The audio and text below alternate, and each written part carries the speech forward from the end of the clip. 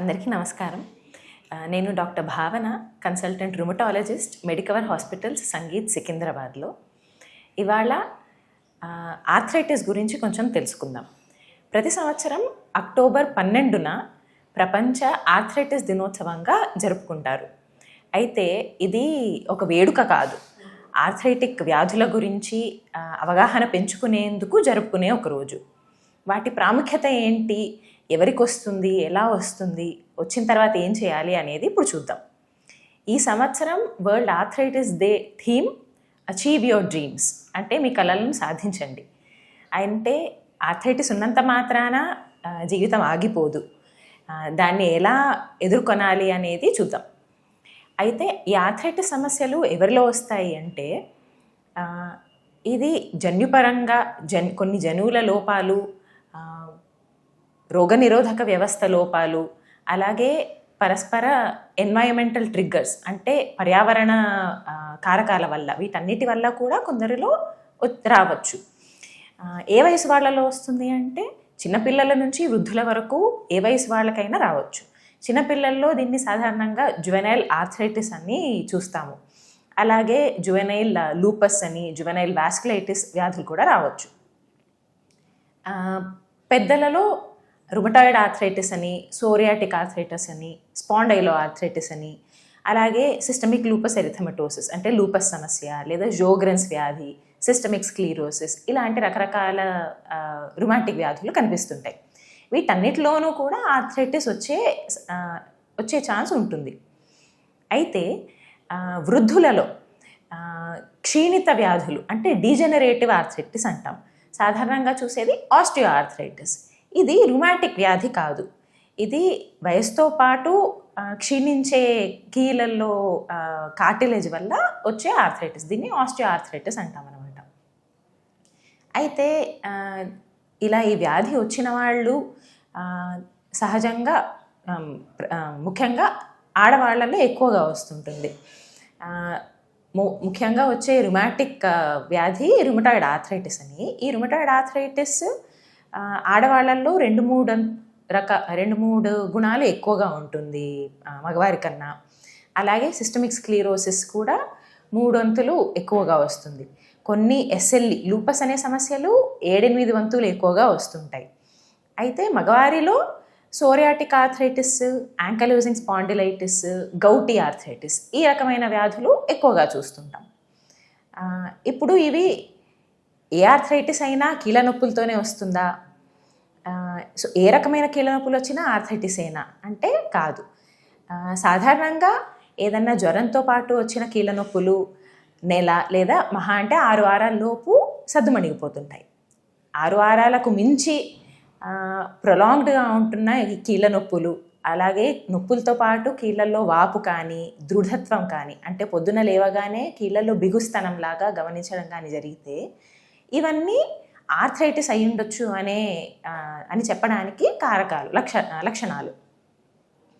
అయితే వీటితో పాటు కీళ్ళతో పాటు ఇతర అవయవాలు, ఊపిరితిత్తులు కానీ, నరాలు కానీ, హృదయం, కాలేయం, కిడ్నీస్, ఇలా రకరకాల అవయవాలు కూడా ఈ ఆర్థరైటిస్ సమస్యల్లో ఇన్వాల్వ్ అవ్వచ్చు. అయితే ఇప్పుడు ఆర్థరైటిస్ అని నిర్ధారణ అయిన తర్వాత ఏం చేయాలి? ఆర్థరైటిస్ అని ఒక ఫిజిషియన్ కానీ, ఆర్థోపెడిషియన్ కానీ, రుమటాలజిస్ట్ కానీ నిర్ధారించిన తర్వాత ఆర్థరైటిస్ తీవ్రత ఎంతుంది అనేది పరిగణిస్తారు. తీవ్రత ఎంతుంది అనేది చూసి దానికి తగ్గట్టు తీవ్రత కంట్రోల్ చేయడానికి కావలసిన మెడిసిన్స్ని సూచిస్తారు. ఇప్పుడు వ్యాధి తీవ్రత వ్యాధి ప్రారంభ దశలో ఎక్కువగా ఉండొచ్చు, తక్కువగా ఉండొచ్చు. ఆఖరి దశల్లో కూడా ఎక్కువగా ఉండొచ్చు, తక్కువగా ఉండొచ్చు. మన ట్రీట్మెంట్ అంటే చికిత్స అనేది వ్యాధి తీవ్రతని బట్టి ఉంటుంది. అలాగే కీళ్ళను కాకుండా వేరే ఇతర అవయవాలను ఎక్కడైతే ఎఫెక్ట్ చేస్తుందో వాటి ఇన్వాల్వ్మెంట్ని బట్టి ట్రీట్మెంట్ అనేది నడుస్తుంది. ట్రీట్మెంట్ స్టార్ట్ అయిన తర్వాత ఏం చేయాలి? ఈ ఆర్థరైటిస్ వచ్చిన వారి జీవితం ఎలా ఉంటుంది, జీవన శైలిలో ఎలాంటి మార్పులు చేసుకోవాలి అనేది ఒక రుమటాలజిస్ట్గా మాకు వచ్చే చాలా ఫ్రీక్వెంట్ క్వశ్చన్.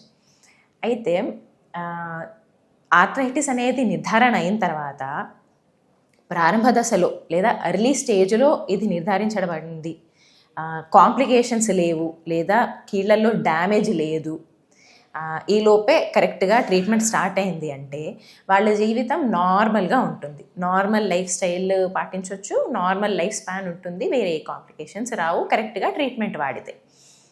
ఇలా కాకుండా ఒకసారి జాయింట్ డ్యామేజ్ అనేది స్టార్ట్ అయిన తర్వాత లేదా ఇతర కాంప్లికేషన్స్, లంగ్స్లో ఫైబ్రోసిస్ రావడం లాగా, నర్వ్స్లో న్యూరోపతి రావడం, కిడ్నీ ఇన్వాల్వ్మెంట్ రావడం, ఇలాంటి వాటికి ట్రీట్మెంట్ వేరుగా ఉంటుంది, వాటి రిజల్ట్ కూడా అంత నార్మల్గా అవ్వకపోవచ్చు. సో ప్రారంభ దశలో నిర్ధారించిన తర్వాత ట్రీట్మెంట్ స్టార్ట్ అయిన తర్వాత రెగ్యులర్గా రుమటాలజిస్ట్ దగ్గర లేదా ఫిజిషియన్ దగ్గర ఫాలో అప్కి నిర్ధారించిన టైంలో చూపించుకుంటూ ఉండాలి. చూపించుకుంటూ వాళ్ళు ప్రిస్క్రైబ్ చేసిన మెడిసిన్స్ కరెక్ట్గా వాడుకుంటూ అలాగే ప్రిస్క్రైబ్ చేసిన టెస్ట్ కూడా క్రమబద్ధంగా చేయించుకుంటూ చూపిస్తూ ఉండాలి.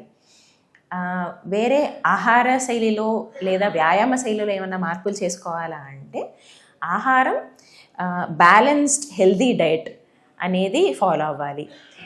ప్రాసెస్డ్ ఫుడ్స్ లేదా ఎక్కువ షుగర్ ప్రోడక్ట్స్, ఎక్కువ ఆయిలీ ఫుడ్స్ ఇవన్నీ అవాయిడ్ చేయాలి. Whole grains, fruits, vegetables, meet, lean meet especially అంటే చికెన్ లాంటిది కన్జ్యూమ్ చేయొచ్చు.